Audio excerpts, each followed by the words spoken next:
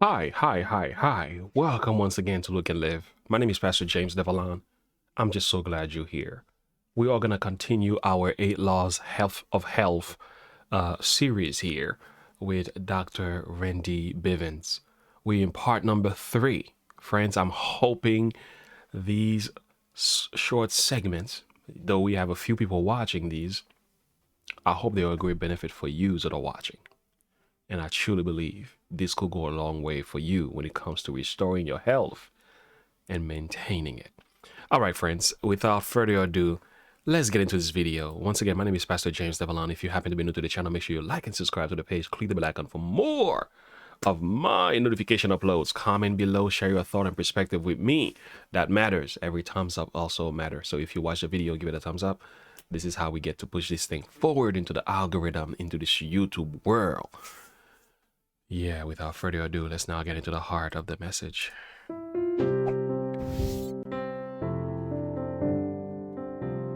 Hi, I'm Dr. Randy Bivens. Let's begin with a puzzling thought. A recent article by a financial analyst suggests that it is now cheaper to eat at a fast food restaurant than to cook at home. I don't know about you, but the first thought that crossed my mind was, how is this possible? Has our food system really come down to this?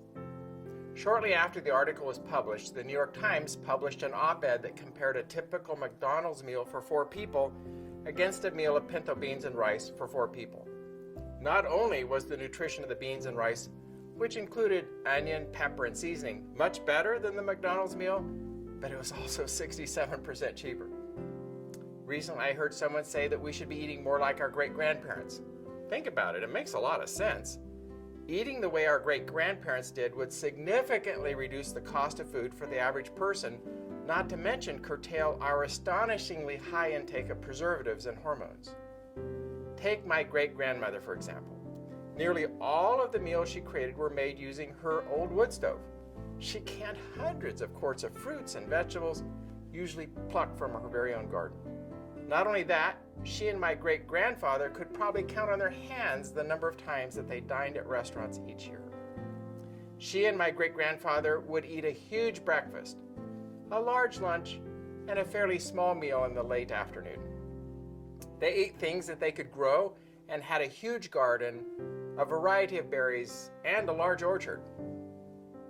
The goal for those of us trying to maintain or improve our health is to prepare most of our foods from ingredients that are healthy. Ideally, many are products that we grew in our own gardens or from a farmer's market, or at the very least aren't packed full of chemicals and disease. We like to tell people to shop at the edges of the store because that's where a lot of the good stuff lives. Things like fruits and vegetables, nuts and grains are often found around the edge of the store. Ironically, the things in boxes often live in the center of the store, and these are often highly processed, and their origins, as well as their nutritional value, can be ill-defined. Strategies can be developed that make prep time about the same as going to a fast food restaurant. For example, you can cook a large meal and store the second half of it in your freezer for another day. Cooking meals ahead of time and freezing them is an excellent way to provide you with an easy meal on a busy day. Some foods, which are used in many different dishes, can be prepared at the beginning of the week and stored in the refrigerator. This will save you the step of chopping and cutting and peeling later on. Ultimately, time, not money, seems to be the biggest excuse. People state that they simply do not have time to eat right. They're too busy to shop for food and fix it for themselves. If you're part of this group, consider this. Calculations have shown that for every minute of exercise, you gain 2 minutes in longevity. Doubtless, the same positive adjustment will be found when you choose to cook and eat healthy food instead of a hyper-processed food product tossed into the deep fat fryer by a nameless someone. The average American, regardless of income level, watches no less than 90 minutes of television per day. Take 45 minutes of those TV watching minutes and dedicate them to cooking yourself a beautiful dinner. You'll be able to do it with time to spare, I assure you. The time is there. We simply need to prioritize. Here are some simple rules for eating healthy and living longer. Eat a large breakfast.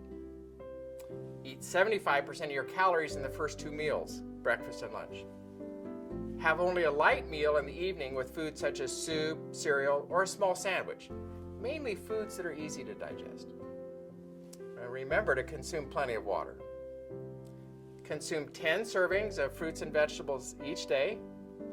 Eat a level handful of nuts each day. 20% of all calories now come from snack foods in America. Eliminate snacks. Choose whole grains, whole wheat bread, whole grain cereals, and brown rice. Avoid sugar-sweetened beverages, including fruit juice. Eat more legumes, and learn to read food labels. The subject of nutrition can be confusing and appear daunting, especially with the conflicting opinions people throw around on the internet and TV. This program is designed to be simple and easy to follow, given your dedication to bettering your life. It is our desire to live longer and feel better about ourselves. Remember that good nutrition is one of the best ways to get there, and you can get there.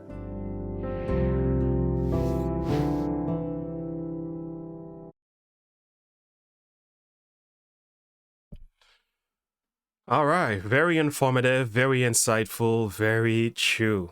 Guys, there are a number of things that I've learned here. The first thing that I've learned is that we need to cook more at home. We eat too much outside food, and I can agree with that. I do myself. I used to love cooking at home, but it looks like life is just got me running all over the place. This is no excuse. That's something that I need to change. My wife does a good job cooking at home, which is a huge help. But I can definitely see we can use some more. I can use some more of that. Secondly is the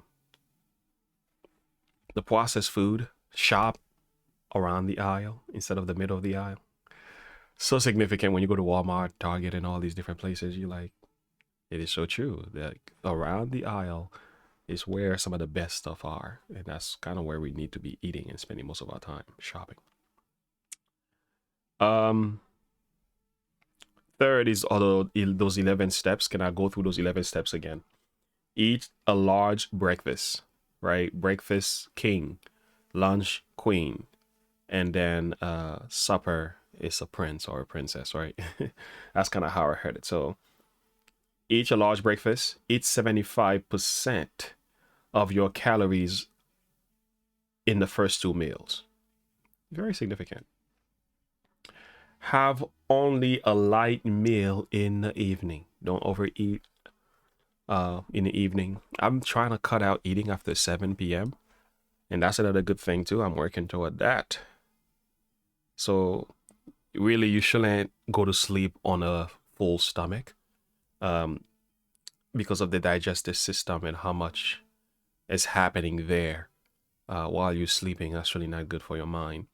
A lot of time when we're having a lot of those bad dreams and we like to say, I think God gave me a dream last night, sometimes it has a lot to do with the food that we ate before bed. So it's very good that you eat at least 4 hours before you get to bed. So that's why they say don't eat after 7 o'clock, which is a good rule of thumb. Third, have a light meal in the evening. Fourth, remember to consume plenty of water.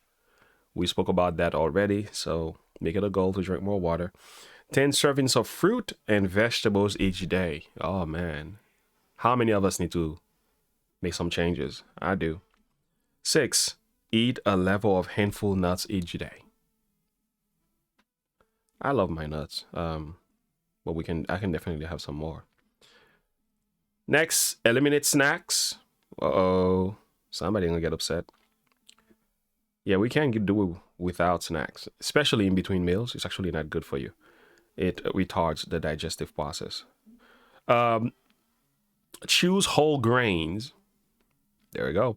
Avoid sugar sweetening beverages. Uh-oh. Stepping on toes here. Eat more legumes. So we need more beans in our food.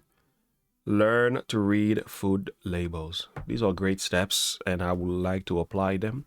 How about you do the same as well? So what else have you learned from this video? These are the things that I've learned, and I think we need to start putting these things to practice. and take ownership of your health instead of trusting the government to do this and do that for you. I think it's best that we start doing more for ourselves by taking ownership and making right decisions concerning our health. That's my thought and perspective on that. I hope this was an amazing one. Nutrition is very significant for your life. So be careful how you shop around the store. More legume. Don't eat between meals, no snacking. Avoid so much sugar. Learn to read the labels, man. Heavy meal in the morning, medium, and small. So large, medium, small.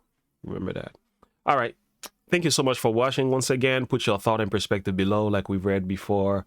Our health matters to God. Our health matters to God, and He's expecting us to make the best decision concerning that. Our body belongs to God, so let's take good care of that as well. Thank you so very much, and I hope this has been a blessing. Until next time, and as always, remember to look unto Jesus, to live by faith. Give this video a thumbs up for me. I would appreciate that. Have a good one. Bye.